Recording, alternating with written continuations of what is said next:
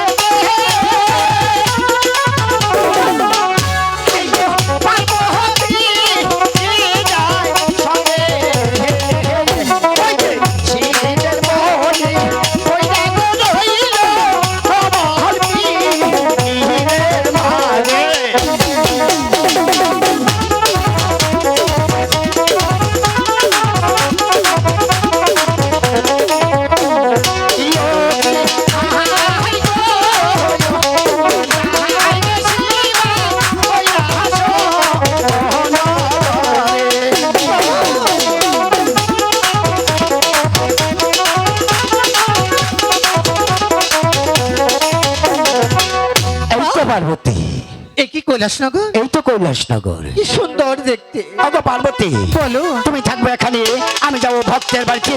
আমি ভক্তের বাড়িতে আশা রাখবো তো একটি পাও তুমি কোথাও যেতে পারবে না। ঠিক আছে, আসি। সে যে আমার প্রভু চলে গেল, এখনো তো ফিরে আসলো না। আমার যে অনেক জল পিপাসা লেগেছে, দেখি আমি কোথাও একটু জল পাই কি। হ্যালো,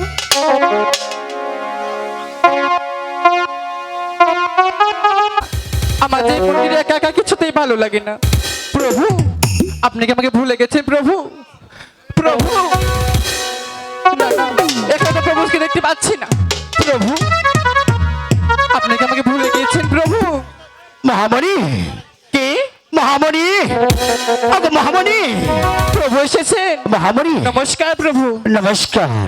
ওগো মহামণি, বলুন। আমি এসেছিলাম কৈলাসনগর ধর্ম প্রচার করতে। সেখানে আসার পরে আমার শরীরটা বড় ক্লান্ত হয়ে যায়, তাই আমি মনে মনে ঠিক করেছি কোথায় যাবো, কার বাড়িতে যাবো। ওগো মহামণি, আমি তাই তো তোমার বাড়িতে এসেছি। তুমি আমাকে জলদি করে সাক্ষা করে দাও, আমি একটু বিশ্রাম করবো। ঠিক আছে প্রভু, আমি আপনাকে সেজা পেতে দিচ্ছি। ঠিক আছে।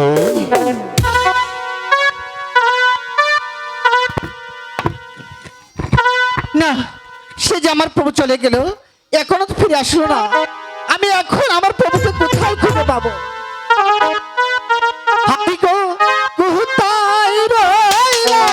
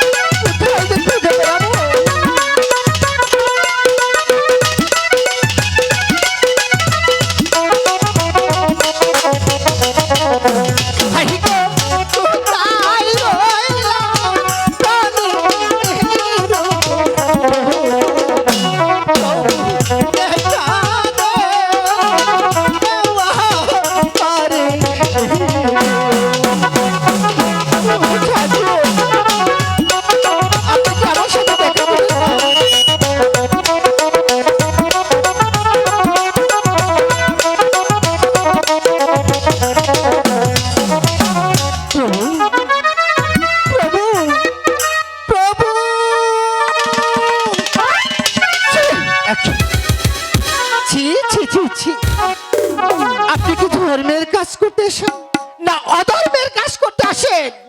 বলুন। একে পার্বতী, তুমি তুমি আমার সাথে কথা দিয়েছিলে আমি তোমাকে যেখানে রেখে যাব আমি আশা রাখো একটি পাও তোমাকে যেতে পারবে না। বলো পার্বতী, তুমি এখানে কি করতে এসেছো?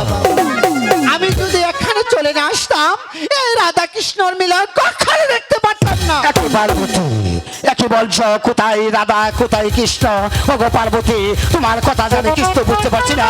ওগো পার্বতী, তুমি খুলে বলো। তার আগে বলুন এই মেয়েটিকে। ওগো পার্বতী, এই মেয়েটিকে, এই নারীর সাথে আমার সাথে কিসের সম্পর্ক?